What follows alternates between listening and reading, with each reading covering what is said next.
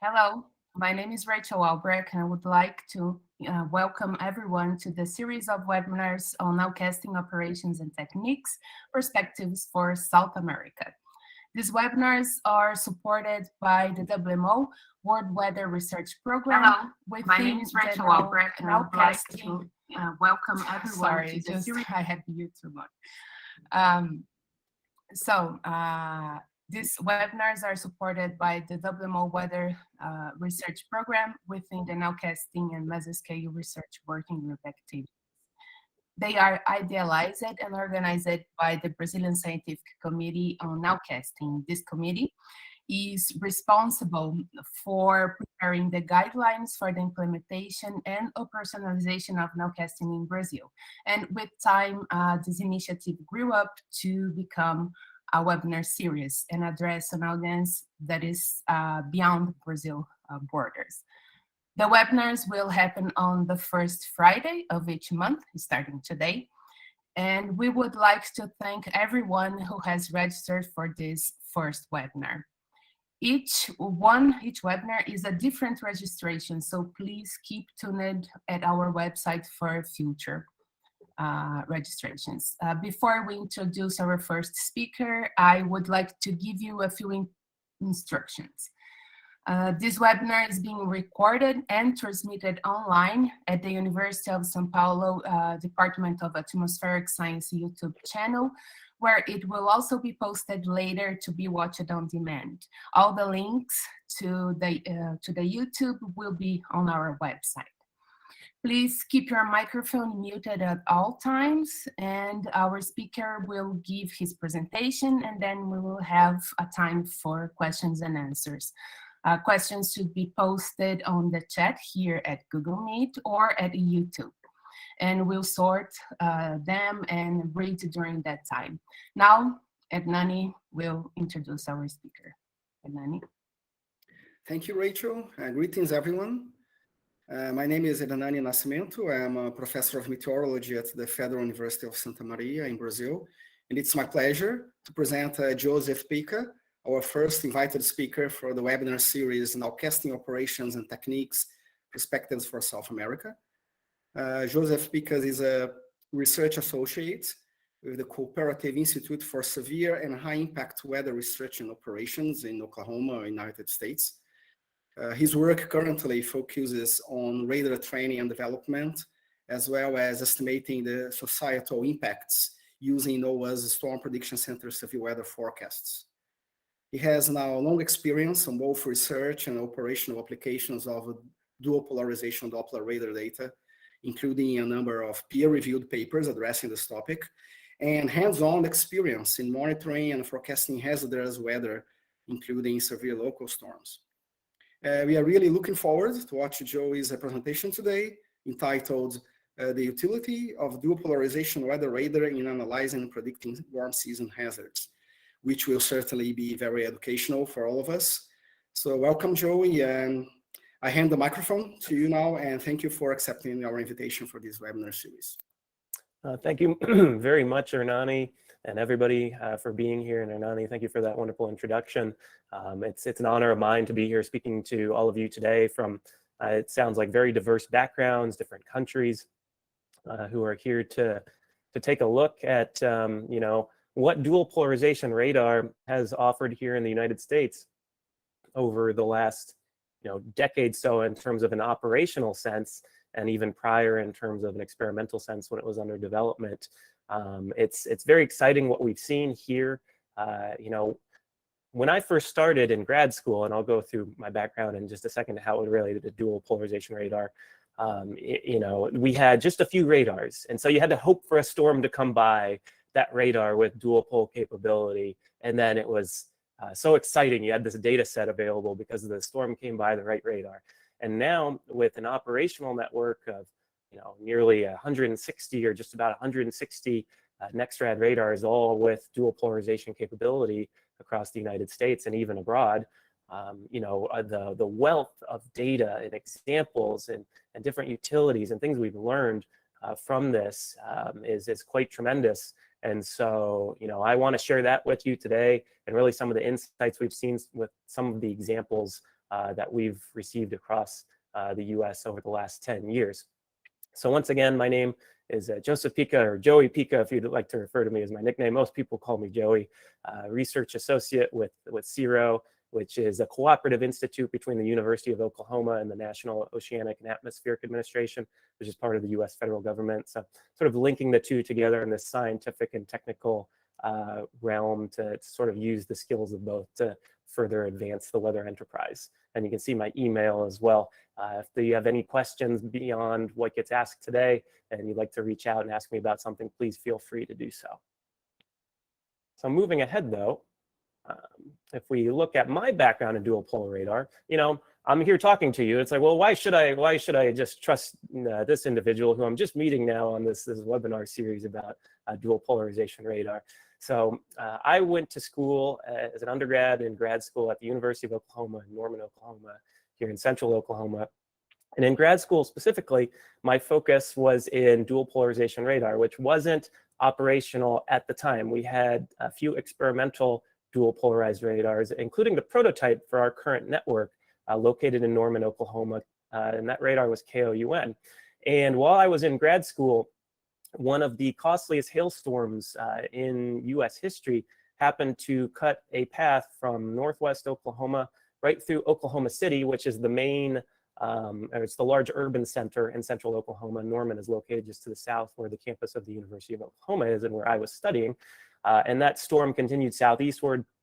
And this was a picture from the north side of Oklahoma City on the 16th of May, 2010, where not only was there very large hail sizes in inches, upwards of 4 inches, and centimeters, upwards of, you know, we're talking probably around 10 centimeters in diameter, but just excessive amounts of hailstones. We had hail drifts, I recall, of, you know, several centimeters, upwards, I want to say also about, you know, 10 to 15 centimeters of these hail drifts, almost like it snowed. And you can see that in the picture here from the hail fog.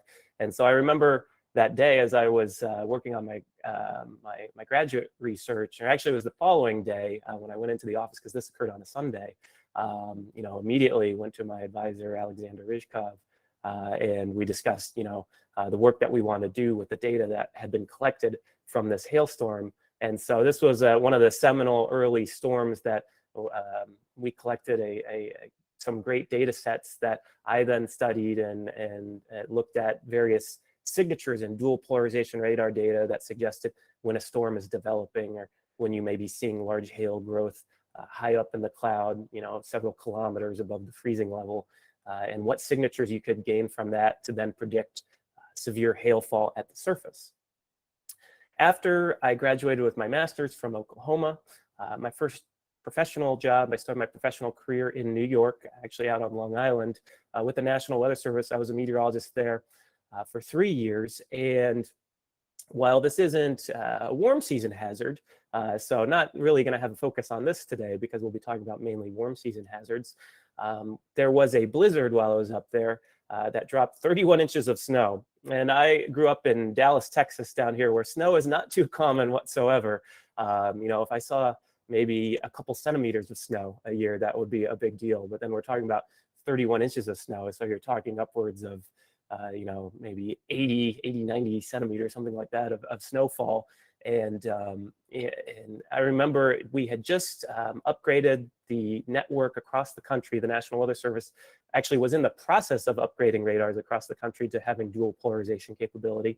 Our radar on Long Island happened to have, dual polarization already upgraded at the time that this blizzard struck in February 8th to 9th, 2013.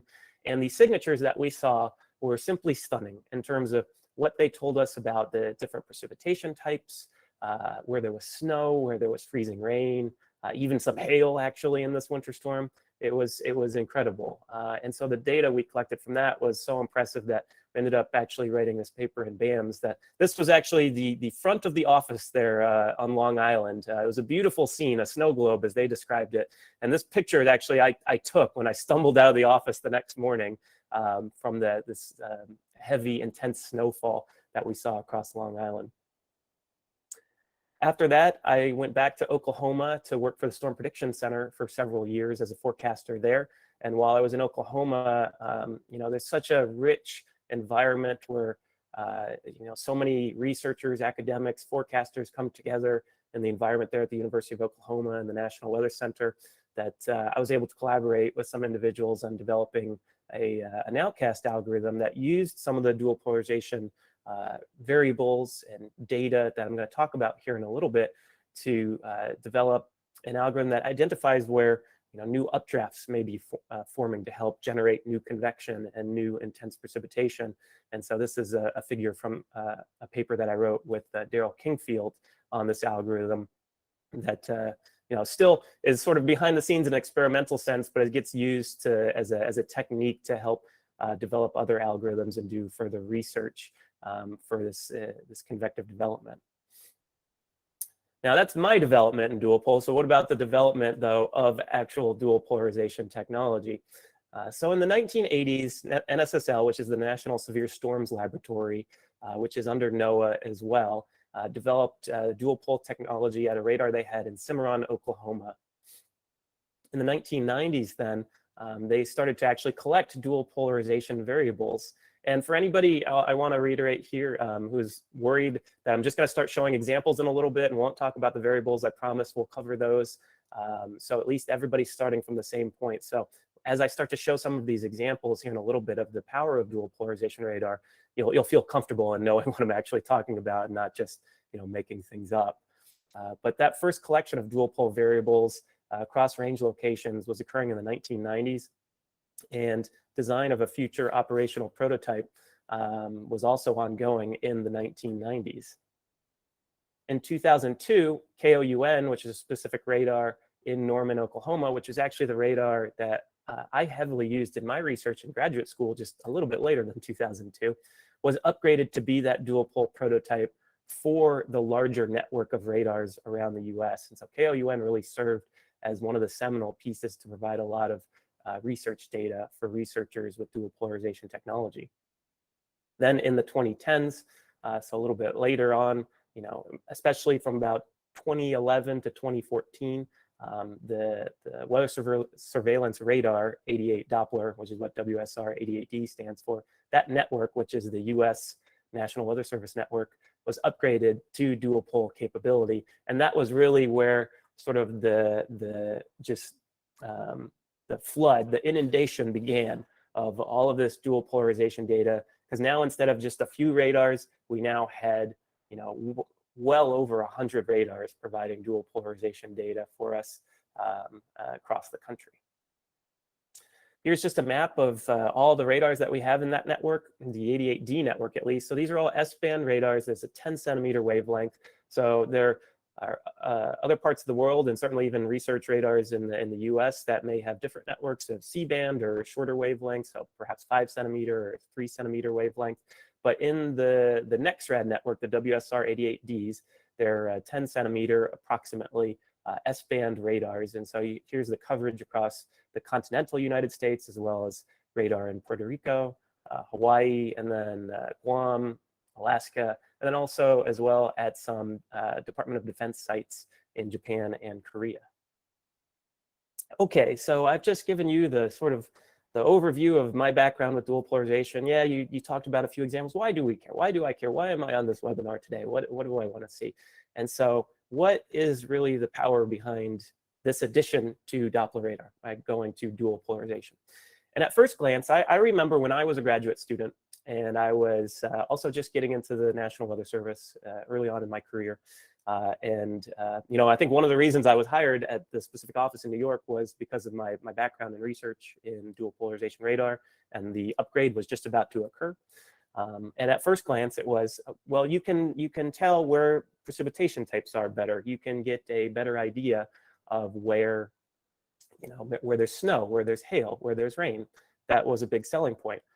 But as we started to see more and more data, and certainly some of this was already ongoing before the upgrade, but what we really started to realize more and more and more, especially with the new availability of all of these data sets from all of these radars, was by telling where certain precipitation types were, where certain particles were, you could get so much more information about storm trends with these identifications. So no longer was it just, well, I can say in this part of the storm, there are larger raindrops, in this part there are smaller raindrops, but it's what are these larger raindrops, or the skewing of the distribution? So these larger raindrops over here, what does that tell me that the storm is doing? And then based on what it's telling you what the storm is doing, you can actually start to predict and nowcast with a little more certainty over the next 5, 10, 15, 20 minutes of what that storm was going to do, how it was going to evolve, what kind of hazards it could be presenting to society at the surface.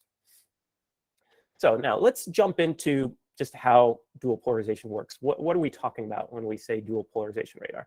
So let's imagine here we're out somewhere and looking at this beautiful cumulonimbus cloud, it's a big anvil, and we just build a radar suddenly. It's amazing how we can just put the radar there so quickly. So we have a radar, and when we think of radar and Doppler radar in a conventional sense, it's sending out this electromagnetic pulse, this radio wave that a technical term, it wiggles or it oscillates in the horizontal. You can see that wiggling going on here as it heads out and we try to illuminate our storm.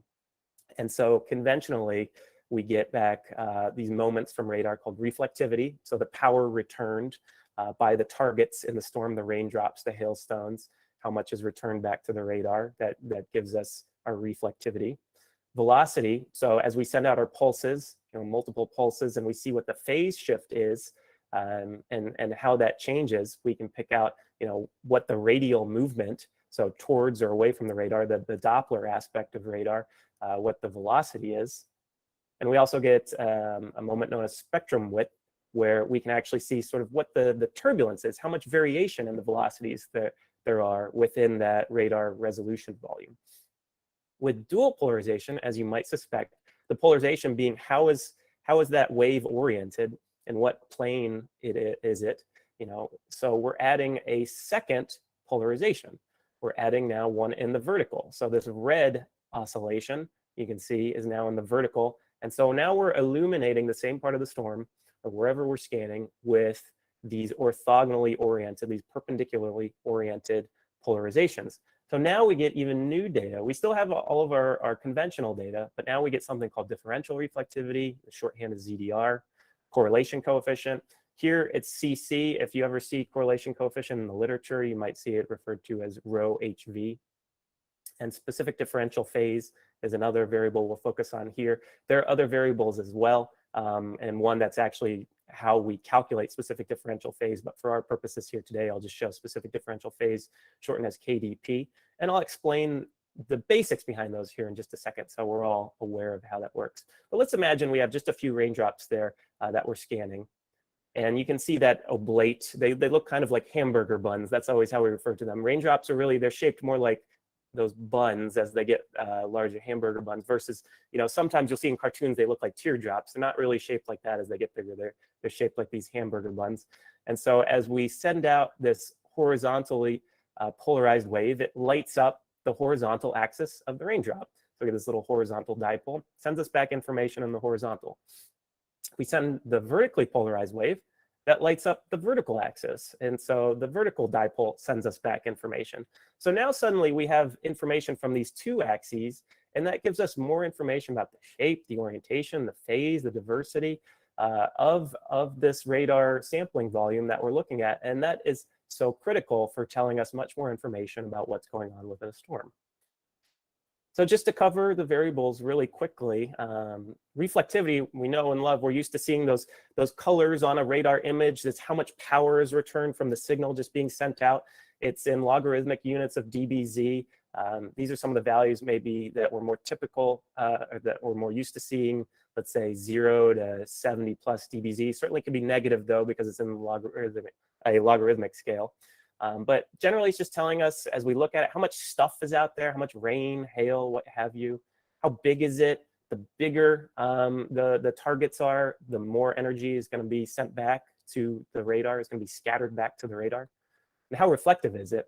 If it's, let's say, something in the melting layer, if it's water coating a hailstone, something like that can be very reflective and send back more energy to the radar. Now let's jump into all of the new variables. First one being differential reflectivity. It's also in a logarithmic scale in dB, and basically what it's telling us is we take that energy return in the horizontal, energy turn in the vertical, the ratio of those two, and then we just take the logarithm of that. And so we get this logarithmic scale, and these tend to be your typical values from anywhere from, let's say, about -3 upwards to about 5 dB, and certainly in the 0 to 3 dB range. The biggest thing it's telling us, though, is what is the shape of the precipitation particles we're looking at? How are they oriented too? Are they canted in one direction? Are they canted in another direction? Are they all aligned in the same direction? So an example here would be, there are those raindrops again that are sort of wider than they are tall. Perhaps a wet rain-coated hailstone, a hailstone that's starting to melt on the way down, or perhaps at the top of the cloud, maybe some horizontally oriented dendrites or snowflakes, something like that. You'll notice in these cases, the horizontal axis is much larger than the vertical axis. So we get more power return in the horizontal axis than the vertical axis. So if our ratio is larger than 1, we take the logarithm, we start to get more positive values. Meanwhile, if we have more spherical targets, small droplets, raindrops, very small, maybe perhaps drizzle drops, spherical hailstones, or clumps of snow crystals, what we would call aggregates, in these instances, we have horizontal and vertical axes that are about the same. So in that case, we get something closer to about 0 dB in our differential reflectivity. Our next variable, correlation coefficient, is, as you suspect from the name, a measure of correlation. So the values are unitless. They tend to be, at least in most signal processing and most radar data, generally from about 0.2 to 1. And what correlation coefficient tends to tell us is how diverse are the precip types in the radar sample, and are there non-meteorological echoes? And as you'll see coming up in some of the examples, a very useful tool in what that can tell us. So pure rain or snow tends to be very high correlation coefficient, close to 1. Melting snow or hail, as you start to get that more diversity in the sampling volume, so you have some snow mixed with rain or hail mixed with rain, so you have different phases, ice and liquid, or solid and liquid together, you start to decrease your correlation coefficient more to about 0.9 or 0.85. Giant hailstones, so when we say giant hailstones, we're generally talking about at least at S-band, so the 10 centimeter radars, about a diameter of 5 centimeters or greater for these hailstones. You start to get some impacts in terms of the way the signal is scattered back to the radar. What it does to the phase coming back to the radar tends to decrease correlation coefficient even more, perhaps down to 0.8, 0.85, even into 0.75, which that's quite handy, telling us where there are potentially very large hailstones falling. And then once you get to non-meteorological factors, perhaps like this bird, or perhaps bugs or tornadic debris, due to the large diversity you see there, the differences in the shape, the scattering back to radar, you tend to see these much more dramatic reductions in correlation coefficient, 0.6, 0.5, so on and so forth. And so it's very easy to spot where some of those echoes that you might see in reflectivity that you might think are meteorological are actually non-meteorological. Lastly, specific differential phase, which can be slightly less intuitive, but we'll cover what it means and its power here right now. It's measured in units known as degrees per kilometer. And when I say degrees here, I don't mean degrees as in a measure of temperature, but degrees as in a measure of phase along a wave. And it's in a range derivative of per kilometer, and I'll describe what that means here in just a second. Your typical values can be from slightly negative to upwards of 6 to 7 degrees per kilometer. Again, this being a S-band 10 centimeter wavelength. The biggest thing it can help describe for us is how much liquid water is present in a resolution volume. Additionally, although not perhaps as critical for warm season factors, but can be very important in cold season, and even as well if we just want to see what sort of our background lift or ascent is at upper levels or higher levels, it can tell us how well snow crystals are growing aloft. Lots of melting hail in cases where you see that accumulating hail, actually, like that image I showed you from that Oklahoma City hailstorm to start the presentation, can have specific differential phase of 5 to 6 degrees per kilometer plus. Moderate to heavy rain at S-band can be 3, 4, even 5 degrees kilometer plus. And I have a really good example I want to show you coming up here in a little bit of how that helped estimate the rainfall better. And then crystal growth aloft tends to be focused more on these lower values here, 0 to 1 degrees per kilometer. Okay, so what though? How is KDP working though? How does it quantify the amount of liquid water present? So let's imagine here we have those raindrops once again, and the yellow oscillating wave is the vertically polarized wave. The blue one is the horizontally polarized wave. So as those two orthogonal waves are incident upon our resolution volume of raindrops, due to the shape of the raindrops, there's more horizontal medium than there is vertical. The horizontal wave is going to run into more horizontal medium, more horizontal liquid than the vertical wave is. What happens is the horizontal wave, due to interference, slows relative to the vertical wave. And how quickly that difference in the phase of the two waves is growing, is how we get KDP, because we take the range derivative, so we see the rate at which that phase is growing, and that then can tell us information like how much liquid water is present in a radar resolution volume. So with that now out of the way, with all of our background in radar out of the way, let's get to some examples though and talk about how it's helped us here in the US and some examples of that over the last several years. So ZDR columns, differential reflectivity columns. This is a tool that is useful for identifying updrafts and really getting a feel for storm evolution and if a storm is developing or strengthening. So imagine here we're looking at a storm, and here is our 0 degrees Celsius isotherm aloft. And within that updraft, we have lots of liquid water being lifted up to altitudes several kilometers above the freezing level, starting to grow hailstones. We have small droplets as well. And the liquid doesn't freeze immediately once it enters these sub-freezing levels. It becomes what's known as supercooled liquid water. Then eventually it does freeze into hailstones or grapple or small crystals, what have you. But what's interesting is this area of liquid water, especially these larger raindrops that are getting lofted above the freezing level, they tend to have higher ZDR, remember, because of that larger horizontal aspect, versus the frozen particles that are deeper into the precipitation core, which those tend to have closer to 0 dB ZDR. So on a radar image, if we scan it right there, and there's our, let's imagine a cross section or a radar scanning down this reflectivity, here's the core of our precipitation. How that appears in differential reflectivity is a little maximum of very high ZDR within this field of lower ZDR, where we can identify right there, this ZDR column is a proxy for our updraft location because we're lofting these supercooled drops above the freezing level. And so it's something that can serve as a tool for if a storm is trending upwards, trending downwards. So here's an example from 2016, February 24th. So this was in the Carolinas in North Carolina, Raleigh, North Carolina. And for all these examples, I'll indicate the elevation angle of the radar where it was scanning. So in this instance, it was 2.4 degrees, and the time as well at 2140 UTC. So if any of these examples are interesting, you want to go look at them, you can take note of all of these features and grab the data, and I'll talk about ways you can do that here at the end of the presentation as well. So on the left is reflectivity, on the right is differential reflectivity, and we're going to focus on this rather benign appearing cell here in the southwest portion of our image. Our radar is off to the northeast. Reflectivity is not particularly high. And in differential reflectivity, you'll notice there was, with this particular cell, nothing too terribly high. These are values all pretty close to 0, even slightly negative. We'll go forward in time, though, and what I want to point out with our cell is you'll notice this pocket now of higher ZDR, values 3 to 4 dB. That's that injection of those larger drops ongoing. So we'll take a cross section and we'll look at that cross section. Here's our cell, not very deep, up to, this would be about 20,000 feet, so about 6 kilometers thereabout.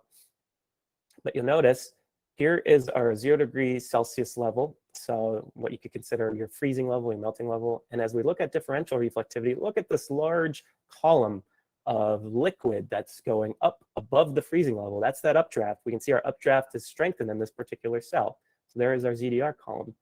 If we go back to that planar view once, we go forward in time, and there you can see, as our ZDR column suggested, our cell here has strengthened. And we've seen this in many cells. It doesn't even have to be these high-end examples. If you're just nowcasting for, an event or for a city, a town, and you have some developing convection and you want to see which cells perhaps are developing more than others, the ZDR columns can be a hint of which one might develop over the next 15 minutes or so, or 10 to 15 minutes. And here we see in reflectivity, it's increased quite a bit. Go forward in time, and it's increased even more to the point of actually even having what is right here a little bit of a three-body scatter hail spike, which suggests there's even a little bit of small hail present in the storm. And actually, that's what's causing this really high ZDR right here. That's actually due to an artifact, a hail spike. But still, in the remainder of the storm, you actually have pretty high ZDRs. That updraft is still pretty strong. Let's go to another example. This was another good example I found from Lake Charles, Louisiana. So it's in southern Louisiana. The radar that we're using here is KLCH, which is off to the southeast. And we're looking at 0.5 degrees, which is the lowest tilt down closest to the ground. And this would have been locally during the early morning hours, 10:41 UTC. We have this linear convective system present. And we're going to draw a cross section through this portion of the convective system. So there is our convective line as we cut through it. You can see it kind of leaning, tilted forward just a little bit. And we'll look at differential reflectivity. And you'll notice with our 0 degrees Celsius level there, we're not noticing those high ZDR values, differential reflectivity values, well above the 0 degrees Celsius level. We go forward though, and aha, see with this example, there's much clearer indication of a ZDR column present. And even going forward a few more minutes now to 10:55 UTC, very evident that we have, at least in this focus part of the line, stronger updraft developing. And if you look at reflectivity, you can actually see for those who are more are aware of the idea of a bounded weak echo region, you can see the overhang here of stronger reflectivity that would even suggest there's a stronger updraft present here that's lofting a lot of precipitation particles. But that ZDR column, we could see even beforehand and told us even more information. Yes, this part of the line, there's a strengthening updraft. And sure enough, you go forward to 11:01 and you can see the notable increase in reflectivity that's then crashing towards the ground and likely presenting maybe some small enhancement in the damaging wind threat. This has also led to some of that algorithm development. Like I mentioned before, what I had been working on, this was a case from Southern Connecticut where the blue overlay is basically what we did was we took the standard deviation or the normalized standard deviation of ZDR based on the Z-ZDR relationship, the reflectivity to differential reflectivity relationship, where we expect certain values of differential reflectivity for certain values of reflectivity. Anywhere that was very high, though, the differential reflectivity was very high, though, would get lit up by this little algorithm. And an interesting case here is you can see it sort of splits once it stops right there. You get this wing structure. And it was signaling updrafts on both sides of the storm. And you can watch the cell actually splits in two, which is a really neat example of how we can use this information to nowcast storm development and storm movement. Okay, so that was the updraft look of what the dual polarization data provides. Let's talk about tornadic debris signatures. This is one of the main foci of what we've been looking at over the last little while, last few years. So if we consider, a storm or a supercell thunderstorm, let's imagine we have some small trees here on the background. And then let's say a tornado develops and it lofts some of these trees. They'll go upwards with the tornado. So let's imagine what our radar would be scanning beneath it with this reflectivity signature, a typical hook echo structure that we might see with a supercell thunderstorm and with a reflectivity ball noted right there where we have reflectivity or higher reflectivity. Our velocity, if we imagine our radar being off to the east, our red colors indicate our Doppler velocities that are outbound away from the radar. Our greens indicate Doppler velocities that are inbound towards the radar. So you can see our reds right next to our greens suggesting a couplet, an area of rotation or a tornadic vortex signature right there. But what we get added from dual polarization radar, though, is remember correlation coefficient can tell us something about the diversity of objects within our resolution volume. It can tell us something about if we have non-meteorological scatters. In this instance, you have correlation coefficient values that are 0.7, 0.6 or lower.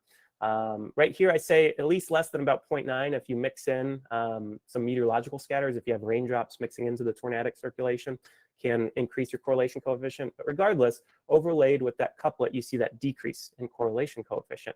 That is a tornadic debris signature. So let's go to, this was an example not far from me, actually, in Dallas, Fort Worth, Texas. The radar's KFWS, actually the day after Christmas in 2015. So here's our hook echo that we see here, 0.5 degrees. So our radar is pointing down low at the closest scan, and it's off to the northwest. So here's our area of interest, this supercell. Go forward in time, looks like our hook is getting a little more focused.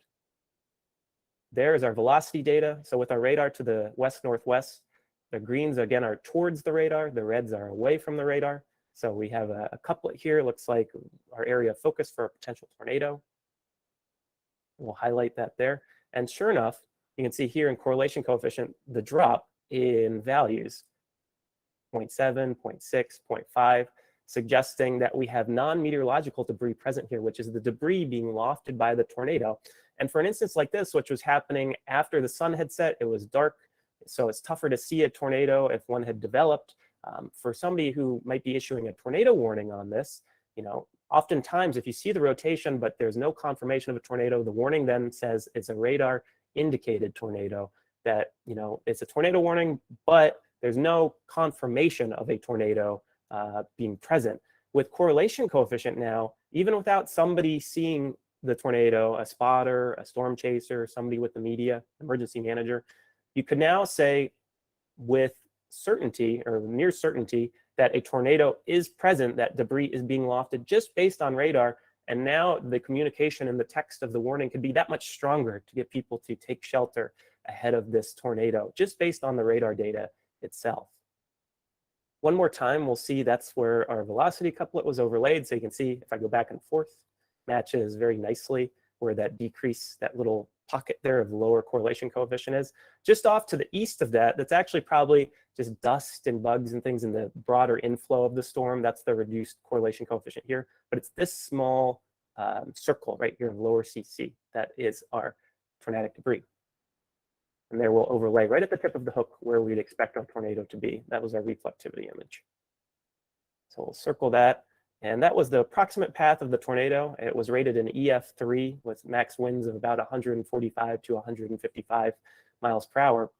So some of the work that's been done more recently that's very interesting with the tornadic debris signature and with rotational velocity is actually getting real-time estimates of the intensity of a tornado based on this rotational velocity and the debris signature height, how high the debris is being lofted. So in this instance, we had a rotational velocity of about 50 knots. So basically taking the strongest outbounds, the strongest inbounds, and sort of averaging the two, and averaging the magnitudes of the two, I should say. So that's one factor. We take that 50 knots. And then we also look at a cross section where the tornado would be, which is right about here in this cross section. And you can see that in the reduced correlation coefficient. Here's the tornadic debris being lofted in the storm. And so you can indicate that that goes up to, in this case, it was about 15,000 feet, let's say about 4.5 kilometers in height. So we have that other data point now. And some work that's been done by a graduate student at the University of Oklahoma, Samuel Emerson, who's done a lot of work in this. This was one image he created where basically these density estimates using the debris signature height, so how high that low CC went, and the maximum rotational velocity to give us an idea in real time of where that tornado could fall on the intensity rating scale. And for our instance, 50 knots of rotational velocity, about 15,000 feet, puts us right here, which would be either a high-end EF2 or somewhere in the EF3 range. And sure enough, that tornado was rated an EF3. So using all of these data now we're receiving in real time, we actually have the ability, not with all tornadoes, there has to be a debris signature, and sometimes it can be difficult. I don't want to make it seem like it's just easy every single time, but you could actually start to even estimate in real time how intense some of these tornadoes are. We'll move along now to large hail detection. Obviously, with the shapes of the different precipitation particles evidenced by dual polarization data, obviously large hail detection is very important, something we're interested in. So if we imagine we have, once again, that 0 degrees Celsius layer aloft, what we would consider our freezing level, and there's our updraft in the red, our downdraft in the blue. So we'll let our hailstone go, as our embryo go, as it collects liquid water and it grows within the updraft as it circulates around. And then we'll scan it with our radar where it's growing aloft. And typically, this tends to be, so we're talking about 5,000 plus feet above the freezing level, a couple kilometers or so. We'll see that low ZDR aloft because they tend to be more spherical and they tend to tumble, sends back equal amounts of power in the horizontal and the vertical. And correlation coefficient gets significantly reduced, though. Remember that once they get to a certain size, large enough, it can actually tend to decrease correlation coefficient below 0.9. So this was an example, and a really fascinating one at that, from Grand Forks, North Dakota. So in far northern portions of the United States, in the plains, though, the central portion of the United States, but just north central, on August 27, 2016. On the left is reflectivity. On the right is differential reflectivity. This is the lowest scan closest to ground, so maybe only a kilometer or so off the ground. We can see we have a supercell thunderstorm, it appears, present to the north of the radar. The radar is down to the south. We're going to tilt way up high, though, where our hailstones are actually growing, because we want to identify where they're growing before they fall to the ground, of course, to get some lead time on our warnings. So well above the ground, let's say about several kilometers, 15 to 20,000 feet, we have an area of maybe slightly reduced differential reflectivity, about 0 dB. And you can see this area of, it's again another weak echo region, we might say, where it looks like we do have a strong updraft present here. We're looking so high, though, that everything's frozen. We don't really get that ZDR column type signature. We'll notice, though, in correlation coefficient, very telling, we see this reduction in correlation coefficient with this storm, where in this area where we might suspect our larger hailstones to be growing, we see this reduction down below 0.8 into these blues in our color curve here. This would be a signal to us, and was a signal, that there are some large hailstones, probably 5 centimeters plus, growing with this storm. So now, once we've let that hailstone go, and we'll let it grow one more time in this little animation, and it has to fall down to the surface, of course. So as it falls down to the ground, and we scan it there, and ZDR, differential reflectivity, can still be pretty close to 0 because of that spherical nature of the hailstones and the tumbling process. But correlation coefficient can still be pretty low as well. What's interesting, though, with this case especially, and I think is really a lot of the power behind dual polarization, is when we think at S-band radars, especially 10 centimeter wavelength radars, especially big hailstones, we always think to look at the really intense colors. That's where our largest hail is going to be located. And usually that's not terribly wrong. There's a lot of precipitation there, a lot of large hail. But you can also have large hail in areas that have very low reflectivity necessarily, if there's just a few large hailstones. And that's exactly what went on with this particular case. So we went forward in time here to 2038 UTC. We're now looking back close to the ground, maybe a kilometer, even less than a kilometer above the ground where we're scanning this radar. And you'll notice the area that just flashed is not in the highest reflectivity, but this appendage of enhanced but not particularly high reflectivity, generally talking 30 to 40 to 45 dBz, that's associated with this area of low differential reflectivity, not high differential reflectivity. So there's rapid appearance of that.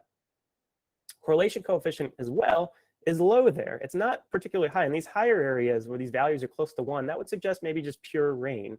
But it's lower here, suggesting maybe there's actually some larger hail or a mixture of rain and hail falling, maybe just a few large hailstones.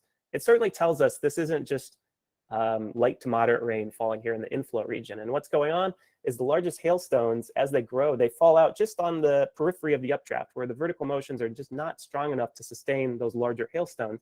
And they fall in the inflow region of the storm versus deeper into the reflectivity core. And sure enough, at 2041 UTC, within this little appendage, there was a report of 2.5-inch hail. So basically, we're talking about 6+ centimeters in terms of the diameter of the hail. So you can see there sort of the power of really keying in on certain parts of storms that we have with dual polarization radar and the examples we've seen across the country over the last 10 years. Another very critical aspect, one of the most critical with dual polarization radar, is the improvement in quantitative precipitation estimation. How much rain is falling. So how does dual pol improve QPE? Well, the biggest thing is with that added phase information that we have, especially via KDP and just differential phase, we're able to get that better estimate of liquid content within a radar range bin. And we can also utilize something known as specific attenuation, you see here, and reflectivity as well, to get a better representation of the liquid content within a storm. Conventional radar, a lot of the estimates are basically a relationship based on a Z, a reflectivity. It's a function of reflectivity, and we have these R of Z relationships that utilize just different drop size distributions, and that's how we get our estimate. Unfortunately, due to hail contamination, beam blockage, attenuation, all these other features, We can bias those measurements. We generally just have issues with those measurements with sensitivity to the drop size distributions. There are all sorts of caveats to how we estimate our precipitation, how we do QPE. With the added information of dual pole, we can start to, and it's certainly far from perfect, but we can start to remove some of those issues, or at least lessen them, attenuate them, if you will. So that phase information, as I mentioned, also alleviates problems from beam blockage, where let's say there's a mountain in the way, but maybe enough of the signal is getting around the mountain, or perhaps there are trees that attenuate some of the signal, but you still have some of the signal to analyze or to illuminate a storm in the distance. So let's go back one more time. If we look at KDP, remembering how, again, that phase information helps us remember that liquid water content, how much is present, and again, that slowing of the horizontal relative to the vertical, that range derivative of the differential phase, the change in the phase of the two polarizations gives us that information of the liquid water content. So this was a case from Long Island. This was actually when I was working at the New York, is technically the New York City office. New York City is over here, but the office is located out on eastern Long Island, where the radar is actually situated. And we had a moment early in the morning of 13th August 2014, where basically centered on the town of Islip, New York, which is right about here on Long Island, that this very heavy rain trained over the same location for a period of several hours, resulting in significant flash flooding, stranded cars along multiple highways on Long Island during the morning commute. This was an image of KDP, specific differential phase during that time of the heaviest rainfall, again measured in degrees per kilometer. Remember, I mentioned 3 to 4+ degrees per kilometer was already moderate to heavy rainfall. And then if you got melting hail, sometimes that tends to boost KDP even more. The thing is, there wasn't even really much melting hail. It was a very tropical environment, deep, warm cloud layer, not much ice within the cloud. And we were seeing specific differential phase values with this convective system of 5, 6, 7+ degrees per kilometer at S-band. At C-band, you can more easily get higher values, but at S-band, these are very impressive values of KDP, suggesting an immense amount of liquid water present within this convective system. This was the dual polarization based estimate of the instantaneous precipitation rate. In inches per hour, we're talking about rates of 5, 6, 7 inches per hour ongoing right over Islip within this narrow little band. So we're talking levels of 12 to 15 centimeters per hour plus. So extremely heavy rainfall. And if that only happens for maybe just a few minutes, maybe perhaps you get a little bit of ponding on or runoff, but the problem was this was training over the same area due to the orientation of the convective system that we were realizing these rates over the course of multiple hours. Here was an estimate of or a radar dual polarization based estimate using a function that utilizes more so the ZDR, differential reflectivity, and also KDP to better estimate the liquid water present within the storm. And so the estimates being in these darker reds here in the same area, basically upwards of 10 to 12 inches. So again, we're talking here 25 to 30 centimeters of rainfall having fallen across portions of Long Island. So, just an extreme amount of rainfall over the course of only 2 to 3 hours.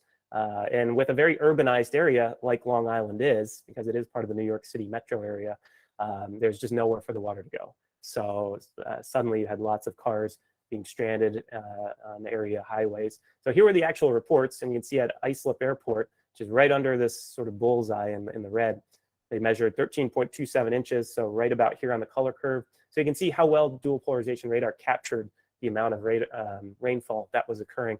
The legacy, the conventional precipitation estimates, I believe, were significantly lower than this at the time.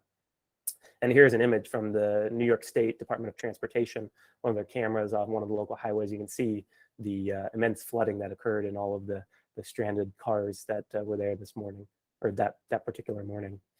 The next step really going forward in radar estimates or dual pole estimates of rainfall is actually in something known as R of A, or using something called specific attenuation. So actually how much the radar signal is being attenuated. We think of attenuation as something that's bad because we lose our radar signal either from heavy precipitation, from beam blockage, so on and so forth. But that attenuation, when it's occurring through rain, can actually give us information about how much liquid water is present. And it actually tends to, if used wisely in conjunction with KDP or even a more conventional function based on reflectivity, can be even more accurate in some instances than the prior dual pole QPE I was showing you. So here's a couple of instances from a study by So et al. In 2020 of a couple of radars over several years within the United States. So this is a radar in our network in Iowa, and then a radar up in South Dakota. And so in the orange is the new R of A. So using that specific attenuation, which uses the phase information, that added phase information we have in dual pole radar. And then the gray is the conventional R of Z. And so you can see that in the Des Moines cases, the general decrease in the bias, the multiplicative bias that we get from the R of A. Meanwhile, there's a little bit better correlation in our R of A than in our R of Z. And you can also see the normalized mean absolute error improves with the R of A. And you can see a similar trend just on the opposite side with R of A versus R of Z for this example from the KFSD radar from 2015 through 2017. So you can see the improvements there that dual polarization radar provides in QPE. Here's also an example from Ryzhkov et al. Study in 2014 showing one of the earlier examples of this new way of estimating rainfall, how we can improve upon the beam blockage. With even a corrected reflectivity, we still see very evident beam blockage. Now with this particular radar, I don't know if it's due to trees or what, there is still a little bit of signal though. It doesn't completely extinguish the signal. And with that little bit of signal within that range of beam blockage, we still have phase information. And we can use that phase information from the added phase information, because obviously there's phase information from our conventional radar, but the added differential phase information from dual polarization radar to build back that information, about how much attenuation there is, and thus, get estimates both from a rainfall rate based on attenuation standpoint, and even as well from the prior function I showed you, the prior relation, the R of KDP, using that specific differential phase. In both those cases, building back your rainfall map. So future efforts in dual pole technology, where we're going beyond here, a lot of work is going into microphysical retrievals from dual pole data, telling us more again about what's going on within the cloud, because that can help the modelers in the cloud modeling community constrain or adjust their numerical simulations based on these actual observed data sets. Also, a lot of folks are focused on developing advanced machine learning or artificial intelligence, neural network type relations that incorporate both these new data and the microphysical details they provide, and also environmental data, thermodynamic data, to then try to predict based on larger data sets that are now available, using that as the training data sets, to then come up with probabilistic hazard prediction based on specific storm objects and the dual pole data that are present within them. And then going far forward into the future, looking beyond our current network of dual polarization technology, so many years down the road, integrating dual polarization technology with phased array radar, which the main prototype actually already exists, or at least in Norman, Oklahoma, they have their next version of a dual polarization phased array radar, which uses an electronic, basically electronic scanning, where we're no longer turning a physical dish to actually point where we're sending our pulses, but now we're using multiple, small transmitters and using electronic or constructive and destructive interference to electronically steer the beam. That's phased array technology, integrating that with dual polarization technology for a future operational network, but that's something very, very far down the road. So where are the data available? Obviously, if you're interested in taking a look at these data and just sort of getting more familiarization, at least with the data present in the US in real time, some websites you can go to, radar.weather.gov is something you just open up on your browser, and you can take a look at individual sites and the different dual polarization data. multi-radar, multi-sensor project that's been going on at the National Severe Storms Lab now for a while. Has a product viewer online that you go to at this link, which actually something that's really, really handy that they have developed more recently is actually a national composite of, and I'll add not just a national composite, but you know, a 3D cube where you can actually choose the layer you want to look at in terms of kilometers above ground level of dual polarization variables. That's something we didn't have until recently. So you can look at mosaics. I shouldn't say composite, a mosaic of differential reflectivity, a mosaic of correlation coefficient. Here in the upper right is a mosaic of that correlation coefficient, where stitched together are the different radars' correlation coefficients. Of course, there are various software and apps you can download, like RadarScope and GR Analyst, but those, of course, are for a price. And then archive data. National Weather Service, or the NEXRAD radar data, is archived on Amazon Web Services.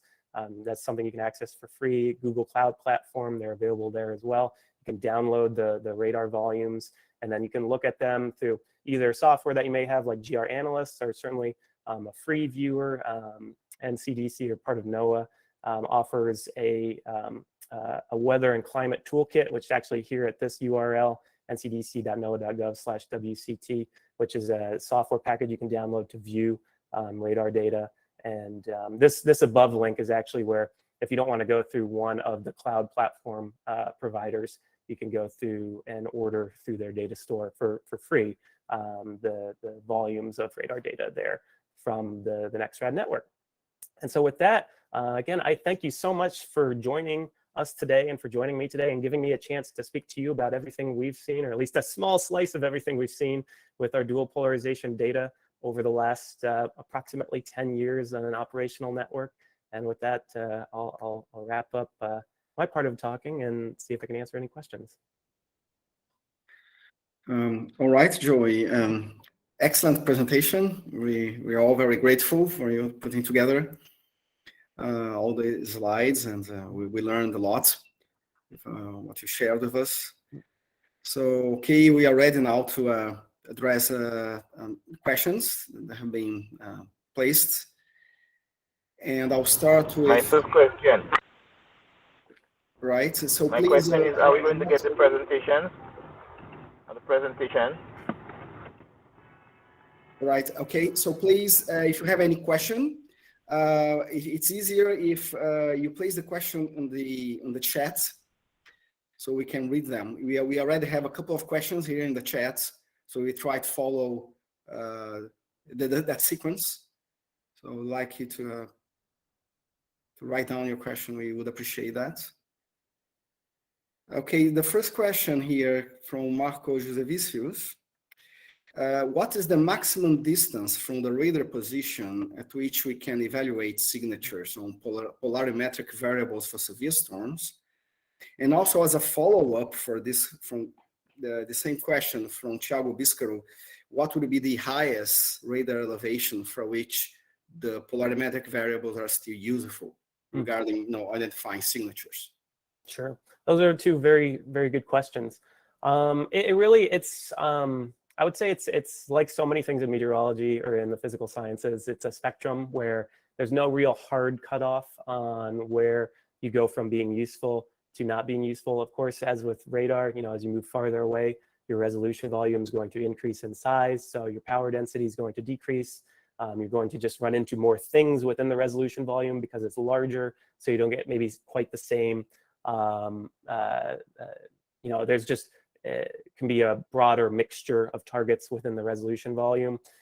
So frequently, I've observed, within 100 kilometers, at least with the resolution of the NEXRAD network across the United States. It's going to depend too, of course, on your radial resolution of your radar and also your azimuthal resolution of your radar. But within 100 kilometers, obviously, you're going to get much more detail available to you. But with strong ZDR columns or with intense hail cores, I've seen examples, 200 plus kilometers away based, from a radar, where you can still get some texture, see some idea of what maybe is going on with a storm. The ZDR columns, because they are smaller features though, again, once you get beyond 100 kilometers or so, and certainly beyond 150 kilometers, it does become pretty tough with most radars to see the features, because they're basically, they're too small relative to the resolution volume at that point, so they get smoothed out in the process. When you talk about the elevation, though, how high above ground, it really, again, just depends on how far you are from the radar.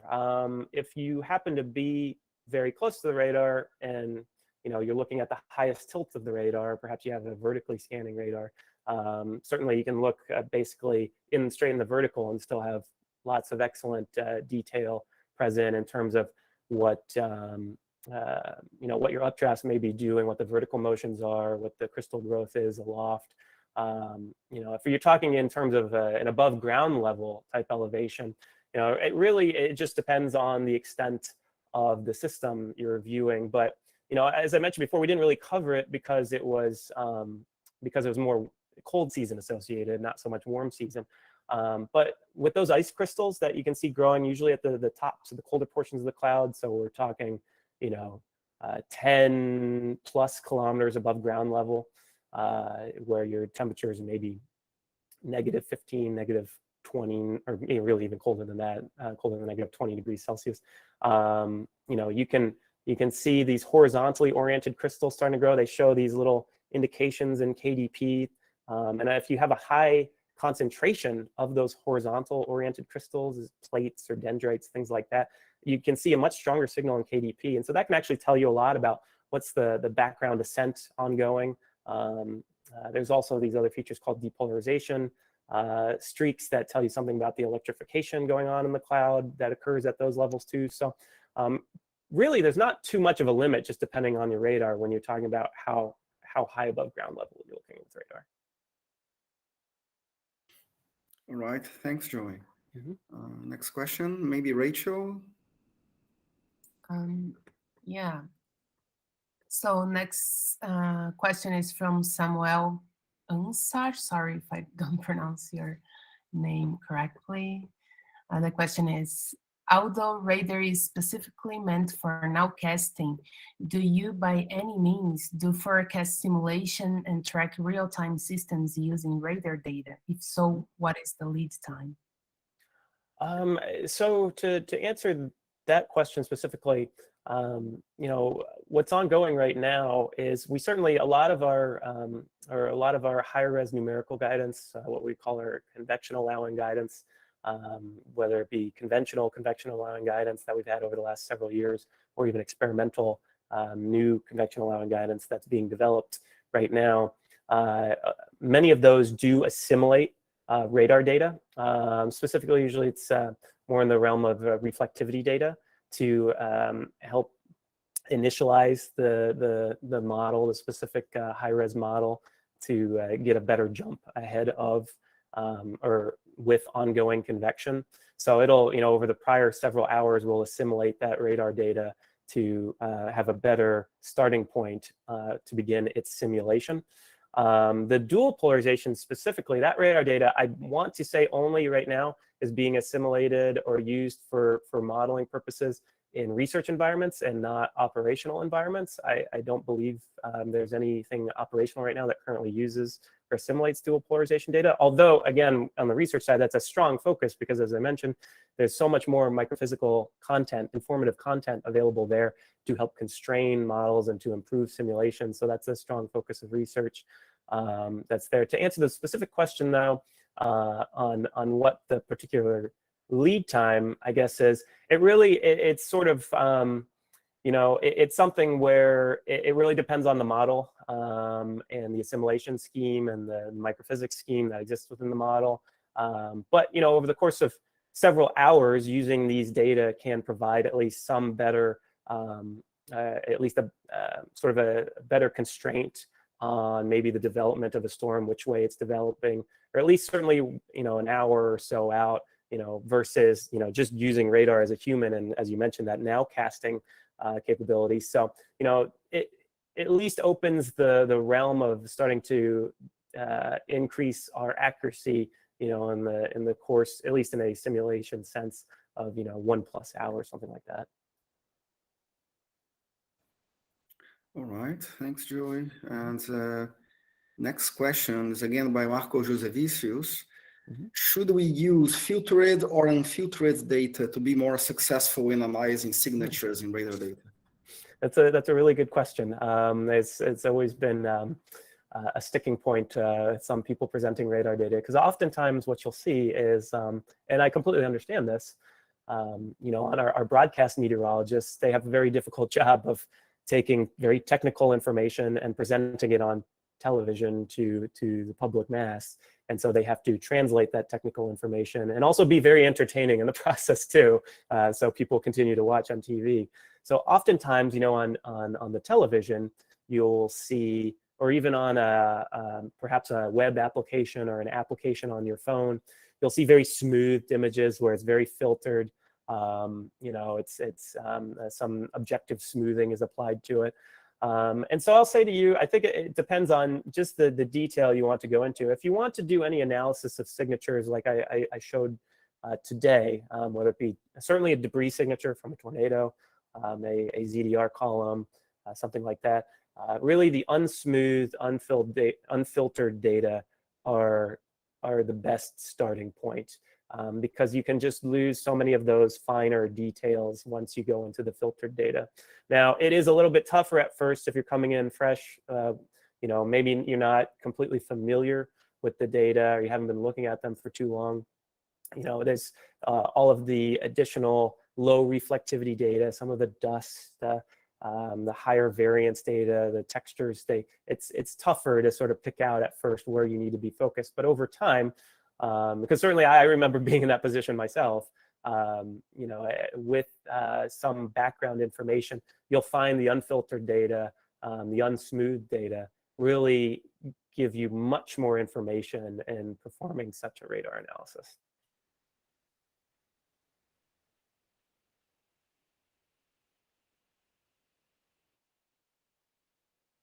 So the next question, well, it was actually about the presentation, like if they are getting the presentation. So for everyone, being recorded and will be posted on YouTube, and you guys, everyone can find the link on our website. We'll soon post it there. And also just have another question from Lucha Vidal. When you explained the features at low levels in the presence of large hail, you mentioned that we can find reflectivities below 50 dBz. Why? Is this only for S-band? What happened at C-band? So that's an excellent question, Lucho. And so the why, to answer the first part of that, is in that particular part of these, and usually it's only with supercell thunderstorms where they have a very specific flow pattern. You know, obviously the various supercells can come in different shapes and sizes, but the general or the basics behind each of them are all pretty similar in that you have this strong rotating updraft in the sort of that, what we would call, you know, the vault region where the updraft is lofting all of this hail, all of this precipitation, many kilometers above ground level with nothing beneath it, no precipitation beneath it. And so as that's going on, if you have a very strong updraft and it's growing large hailstones, again, let's say 5 centimeters plus in diameter, just on the edge, or as you move away from the core of the updraft where the vertical velocities are weakening, and they might not be enough to sustain or to suspend those largest hailstones. All other precipitation particles, though, may be able to still be lofted upwards or at least be suspended above the ground. So all you have then is maybe just a few very large hailstones. So the particles are large in size but very low in concentration, falling within that clear area in that inflow region of the supercell. So you don't have very many hailstones, and so your reflectivity can be quite low. I've seen examples even, again, this being an S-band, of very large hailstones falling at 15, 20 dBz. It's just very sparse concentration. You know, we have a lot of folks that like to storm chase here in the continental United States, and you know, for them it can be quite a scare if they're storm chasing and they think they're in this clear area of the storm looking for a tornado, and then suddenly just a few massive hailstones fall right around them because the reflectivity was pretty low and didn't alert them to that. So that's the answer to the first part of your question. No, I wouldn't say it's only for S-band. Certainly we could talk about different, all sorts of different wavelengths of radar, but at C-band too, so at a 5 centimeter wavelength, actually your reflectivity with hail can be even slightly lower than it is at S-band. There's I think relatively old, at this point, older paper on this that described the difference between C-band and S-band hail reflectivity as the hail signal. If you had two radars scanning the same storm, but one was 10 centimeter, one was a 5 centimeter, the lower reflectivity or the decrease in reflectivity as you looked at the precipitation core between the C-band and the S-band radar was actually termed the hail signal in this paper. So yes, it can occur there as well. Thanks, Joey. I'd like to take advantage of Lucio Vidal's question. There's a short follow-up question. Is this signature with large hailstones with low reflectivity more common of low precipitation supercells, or are these signatures unrelated to a low precipitation or either type of supercell? That's a really good question, Hernani. And something actually you can probably see by the look on my face that I have to think about for a second here. I would say yes. I mean, sort of I would say on a larger storm scale sense, not the storm scale is obviously small spatial magnitude, but across the entire storm, more common with a low precipitation supercell, absolutely, versus let's say a classic or a high precipitation supercell. I would say the signatures where you see that very evident difference though, let's say you have the hook and the clear, strong reflectivity core, like the example I showed here, and then that area of lower reflectivity in the inflow region of the supercell. I think that would be, you would see that maybe more often with a classic or even a high precipitation supercell, at least that difference between the two, because you would have the large concentration of rain and hail occurring within the main downdraft, within the forward flank downdraft, within the core of the storm. But then within that area, just on the flank of the updraft or even beneath the mid-level portions of the updraft, you have just those few large hailstones falling out of the updraft. So I guess yes and no to answer your question, Hernani. Okay, thanks a lot. Now I'm going to the next question, which is from Rachel. I don't know, Rachel, do you want to ask yourself the question or just read it?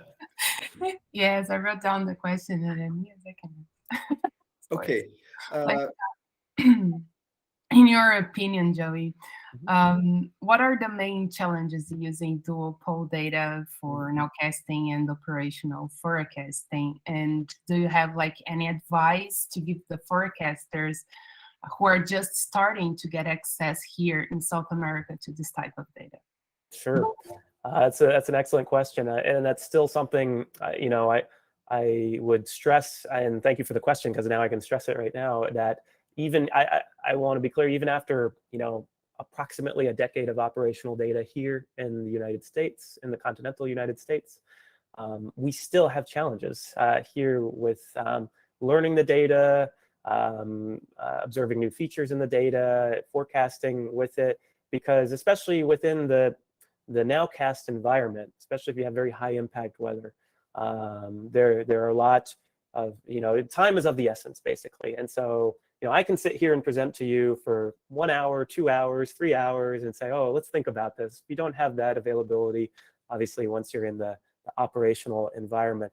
So I think some of the biggest challenges, I would say the biggest challenge is connecting the data, the dual polarization data that you observe with your conceptual model, with your idea of how the storm is actually the three-dimensional flow within the storm, the kinematics and the thermodynamics of the storm. So you can, because then when you do that, you're actually able to explain and understand what the dual polarization data are telling you about the storm. It's very difficult at first, especially when they are they're new data to you, to move from sort of a superficial level of knowledge and say, I see this, so this means this, but you're not really making that connection to the 3D flow of the storm. That happens over time, just with observing data more and getting more experience with it. So I would say that my biggest suggestion on that is, don't get frustrated. Of course, if you don't remember immediately, if you're looking at a storm, you're looking at new dual pole data, why can't I remember? Why doesn't this make sense? It takes a lot of time to adjust. But also, when you're doing an analysis and you go back and you look at some signatures, a debris signature, a large hail growth signature, I would say fall back in those moments of uncertainty on your training in meteorology and the storm you're looking at and the reflectivity image and the velocity data. And you have some idea of what that storm is, the strength of it, the spatial structure, so on and so forth. And if what you think the dual pole data are telling you doesn't fit that at first, just fall back on what your true conceptual idea is. And over time, once you become more comfortable with the dual pole data, then you can apply it more and more and more. Because I've seen so many instances, especially with the debris signature early on with tornadic debris, where there was a slight offset in where the low correlation coefficient was with where the actual rotational couplet was, and it wasn't a debris signature. It was, remember I pointed out that area of low correlation coefficient, that was probably just the inflow of the storm dust bugs that also reduces correlation coefficient. And there have been warnings where it was indicated that there was a debris signature, but really it was just that dust and stuff like that. It wasn't overlaid with the debris signature.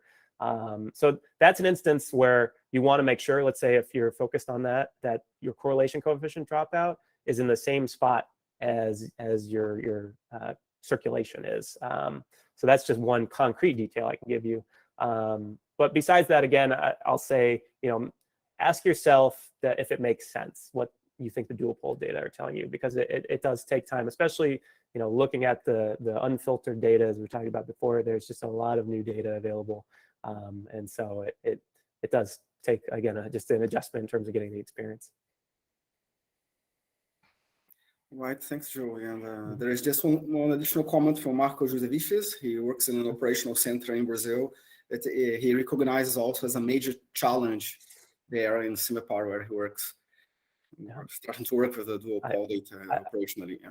I understand 100%, Marco, because as an anecdote, when I finished grad school in 2011 with my master's, and then I began my career with the National Weather Service on Long Island, they all look to me. They're like, "Oh, we're getting dual polarization radar, and this kid's coming in and he knows it all, so he can help us out. We will know how to use it and everything." And in the pace of operations, it's really an adjustment going from the academic field, the research side. Now I found my way back to the research side in academics. Maybe it scared me off. On the operations side, that challenge of you just don't have nearly the time to sit and analyze that you do as a researcher with data. And so, I remember once I started there in September of 2011, and the radar was upgraded in, I believe that specific radar, KOKX, was upgraded in, I want to say January of 2012. So several months after I arrived there. And even there, it was probably a full, and this was with my background in researching on dual pole radar. It was still probably a year or two in many respects before I felt, that I could quickly analyze the data myself on the fly and use it to improve a nowcast. And so something concrete, and of course this depends on resources and manpower and things like that. But if there's a possibility to have a secondary radar analyst or another person to also watch radar to who maybe they've done some training, or they've looked at a good amount of dual pole data, a little more familiar with it, to be a second set of eyes, a second person watching those data who can focus on those signatures to provide an input to somebody else who's also monitoring radar. That can be extremely helpful in moments like that. And we even need that frequently here in the continental United States. All right. We have one question by Thiago Biscaro.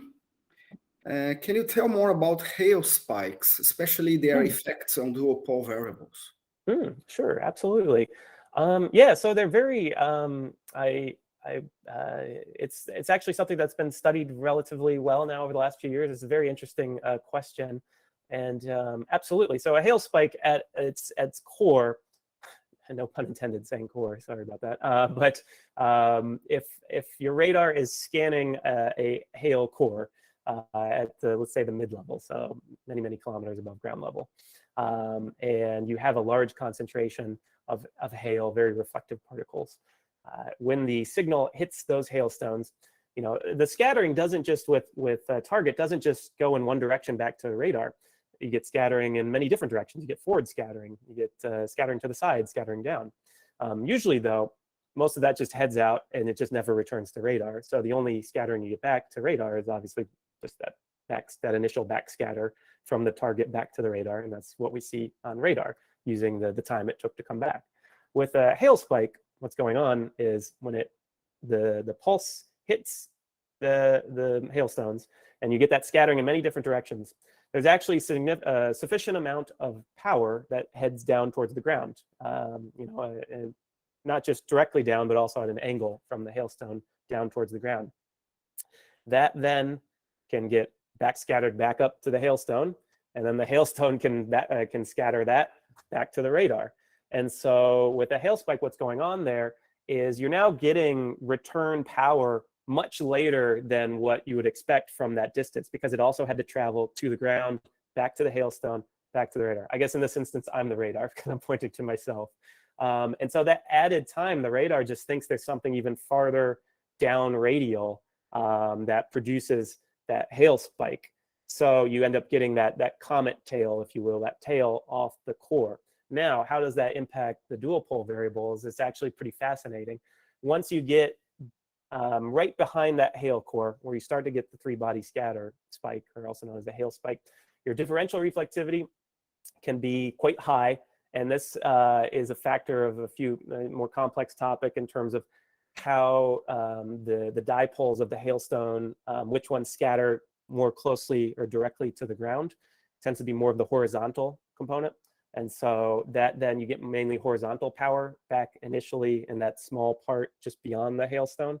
So you have more horizontal power than vertical, representing that part of the hail spike just behind the hail. So you have very high ZDR there.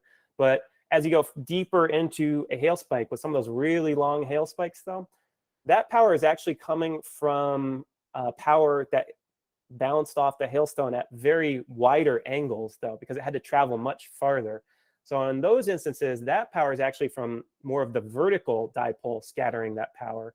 So in that instance, at longer distances, it's actually more vertical power represented than horizontal power. And in that case, you're actually dealing with negative ZDR. So you'll see very positive ZDR, like anomalously positive ZDR, switching to negative ZDR as you get these longer hail spikes. Correlation coefficient, on the other hand, tends to just be very low. You tend to get very low correlation coefficient. So usually, if it's the same color curve as what I was showing, you'll get those very deep blues along the hail spike, telling you very clearly it's non-meteorological.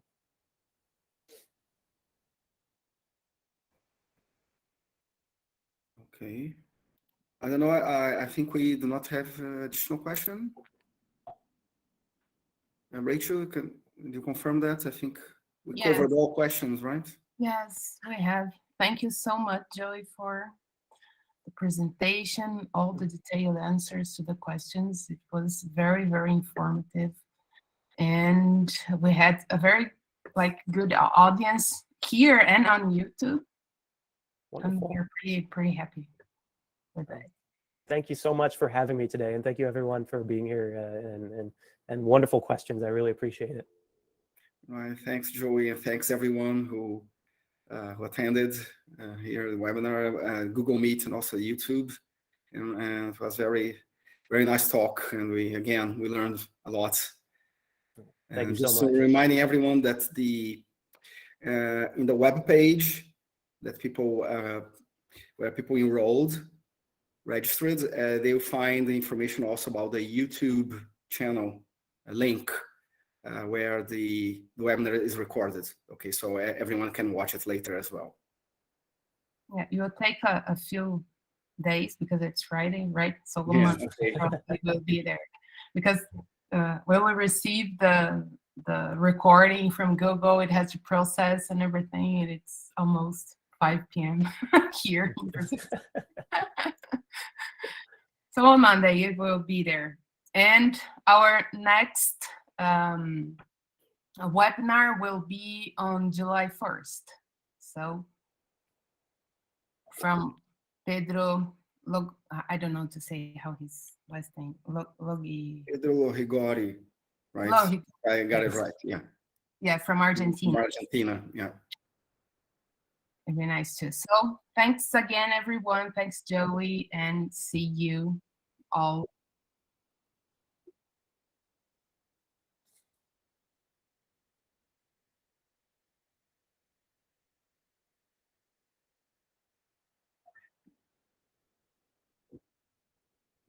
Okay. Oh, the problem. My Thank you.